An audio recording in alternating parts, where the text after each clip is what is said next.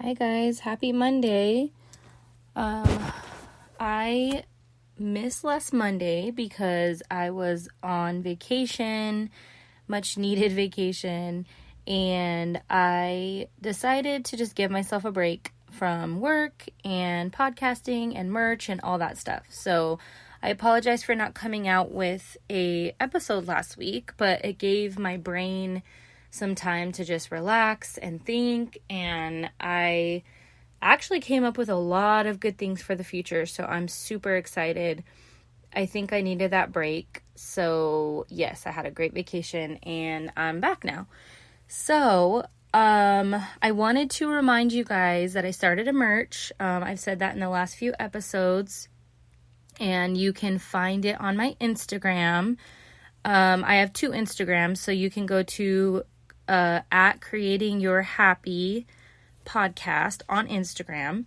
And then also I have at Balayage by Teresa on Instagram as well. So I have everything on my Instagram. You can order through there. I'm going to be starting most likely an Etsy pretty soon. I just needed to give myself some time to create a bunch of stuff and make a bunch of shirts for inventory. And so I'm going to be starting that up again. So if you guys want to go check it out and let me know what you think. My favorite one that I created is Girl, Happy Looks Good on You. And I can do different types of shirts, different color shirts, cropped and not, and things like that. So go check it out and let me know what you think, and I appreciate all the support that you guys give to me each and every week. So let's jump into today's episode, and today's episode is Practice What You Preach. I'm sure that you've heard this at least once in your life, and I don't know about you, but I always think, I sit down and I'm just like, especially with starting this podcast, do I practice what I preach? And honestly, sometimes I do and sometimes I don't. But I can tell you this, since I started this podcast, I push myself to do things that I am encouraging you guys to do. Like loving yourself more, or, having more patience, or, treating your body right, and things like that for your mental health. So yeah, sometimes I don't, practice what I preach, but I am starting to try as much as I can, a lot more than I ever have. So I feel like that's an improvement. And if you know what I'm talking about by practice what you preach, basically it's meaning, are you doing what you're telling other people to do? When you tell someone that they're beautiful and they're perfect the way they are and things like that, are you telling yourself that? Probably not, because if you're anything like me, which we probably are similar in more ways than one, I struggle with that a lot. I struggle with giving myself the same grace that I give other people. And I'm sure that a lot of us deal with that, especially when it comes to motherhood. Being a mom and practicing what you preach is probably one of the most difficult things to do, right? For me, it is. Like yelling at one kid to stop yelling at the other kid. But then it's like, but you're yelling at them and you're telling them to stop yelling at their brother or sister, right? It's kind of, when you sit back and think about it, it's kind of silly, and it's kind of interesting, the things that we tell our kids that we want them not to do, but yet we do them. And I'm probably pretty bad at that. Unfortunately, I'm a yeller. I have gotten so much better over the past few years because I'm aware of it. I'm trying to change it, and I stop myself when I know I'm getting frustrated or overwhelmed, which happens a lot. Whether you have anxiety or not, you can get overwhelmed easily. But if you do have anxiety as a mom, you know how it feels to lose your patience in a snap.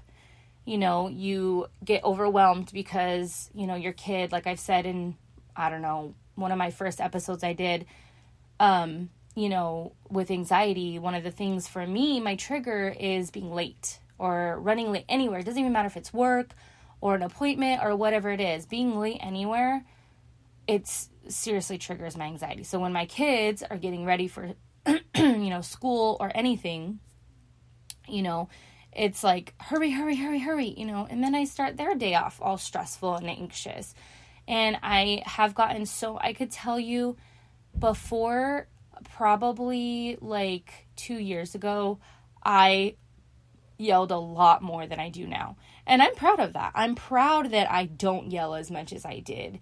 And, growing up in a house where, we did yell a lot, and that's how we got our point across, because we had a lot of people in our house and we were always raising our voice and things like that. So I had to teach myself that's not how I want to be with my kids. And a lot of people are like that, and some people are fine with it, and some people want to change it. So the fact that you recognize that's a problem and you change it just means that that's humongous. So that's a big deal. So, for yelling, it's, definitely something that I'm trying to change. Being a mom in general is hard. It is hard. And, practicing what you preach to your kids is even harder. I just feel like sometimes it gets to the point where you're like, do I really have to do what I tell my kids? No, not necessarily, but should you? Probably. If you're going to tell your kids not to yell at your brother or your sister, don't yell at your brother or your sister. Don't talk to your brother or your sister like that. Well, you shouldn't do that either. And that's what I'm learning. Like when it's kind of funny when, when your the brother or the sister, whatever kids you have, when one of the siblings hit the other siblings and then you smack their hand and say, don't hit. It's like, oh, but you just hit me, So it kind of confuses them, which I've honestly just learned that. So I don't do that to my kids, but, before when I would smack my son's hand or something like that because he would touch something or whatever, it's just, don't hit, don't it's just sometimes it's just kind of confusing depending on their age and things like that. But to be honest, we all go through that. We all go through, am I doing what I'm saying I'm doing? Or am I teaching my kids the right way? Like, no, nobody has the right way. Nobody has, any perfect parenting technique. I'm sorry. Nobody does. Sometimes this works for some people and sometimes this works for some people. Everybody's different, and I'm not judging by any means. And I think that nobody should judge as a parent, period. But I feel like when it comes to being a mom and practicing what you preach, it's probably one of the hardest things to do. So I feel like I acknowledge it's a problem and I'm fixing it. So to me, that's a positive. And not only parenting with, practicing what you preach. The biggest one is your everyday life. Like friends, family, loved ones, aren't we always telling others that they're perfect the way they are and they should never change and they should love their body and they should do this, do that? But are you telling yourself that? Am I telling myself that? Probably not.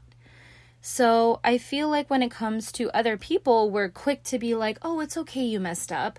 It's okay that, you made a mistake. There's always tomorrow to fix it, right? Like I'm always telling you guys, there's always another day. There's always a new day. If you didn't, do something that you were supposed to do today, or, you were really upset with your kids, you had a really bad mom day. I call it bad mom days. We have those. We have bad mom days. We have really anxiety-filled days, and we have bad mom days. And tomorrow, we just try to be better. That's all, right? But what do I tell myself? I tell myself, oh my gosh, you yelled too much, you did this, you did that, you're a bad mom, you're this, you're that. But do I tell that to my sisters or my cousins or my friends? No, I don't. I tell them exactly what I'm telling you. You just had a bad mom day. So that's what I'm talking about when I say practicing what you preach. You need to treat yourself the way that you treat others. You should always be kind to yourself, just like you're kind to others. And if you mess up, you forget to, you're like, oh, I got off my clean eating and I didn't work out. Like me, I missed like 2 weeks of workouts because of my vacations and all this stuff. But you know what? Today I went to the gym and I did an hour class and I feel amazing. And I'm proud of myself because first of all, I've never done a spin class in my life and I did it this morning. And I wanted to walk out like 25 minutes in and I didn't. I pushed through. Because you know why, guys? Because I tell you to push through. I tell you mind over matter. I tell you you can do it. So that's what I told myself. And guess what? I did it. And it sounds a little off topic, but I'm getting somewhere, I promise. When you tell yourself, I can't do it, but you tell your best friend or your sister or your mom or your aunt, whoever, your cousin, you tell them you can do anything you put your mind to. What do you think that does for them? That tells them they can do anything they put their mind to. But why don't you tell yourself that? Why can't you be like, you know what? Mind over matter. Like today, this morning, I felt like I was going to die or pass out. And I was like, oh my gosh, how embarrassing. I'm going to walk out in the middle of this class, and then I was like, you know what? You can do this. Put your mind to it. Keep breathing and keep going. And I went at my own pace and then I stuck back up with, the whole class. But I did not give up because I'm always telling others, don't give up. Because I tell others, you can do this. Why would I not tell myself that? Right? And I did today. And look what I did. I pushed through the pain. I pushed through feeling like I was going to pass out. And I did it. So to me, that was huge accomplishment. And I felt proud of myself. When you feel proud of yourself, you want to treat yourself better later on. I know it sounds weird, but I'm telling you. When you do something because you told yourself you could do it, you're going to want to do more things that you feel like you can't do. You're going to want to achieve those goals that you feel like you never could achieve. So when you tell somebody you can do anything, remember, when you feel like you can't do something, you need to tell yourself, I can do anything. And going back to a couple episodes ago when I was talking about putting Post-it notes on your refrigerator or your mirror in the bathroom, probably the mirror, because we get ready and we're always in the bathroom at least an hour. So do it on your mirror and put, you can do this. You got this. I believe in you. You need those kind of affirmations. Positive affirmations, guys, are amazing. And even writing them down. I'm going to do this week. I'm going to get this done this week. I'm not talking about errands or motherly duties or wifely duties. I'm talking about things for you.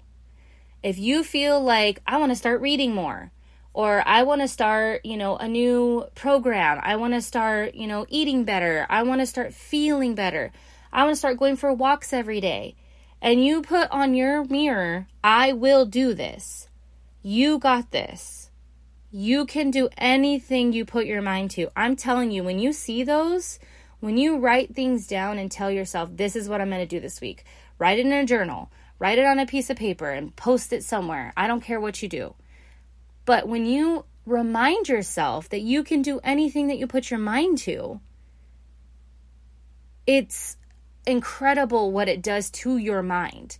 It's incredible what your body can do. We don't even understand what our body can do. Because you know why? Our mind is the one that says, nope, we're done. Nope, I can't do this any longer. That's what my mind was doing this morning, guys. My mind was like, nope, you're going to pass out. Everybody's going to stare at you.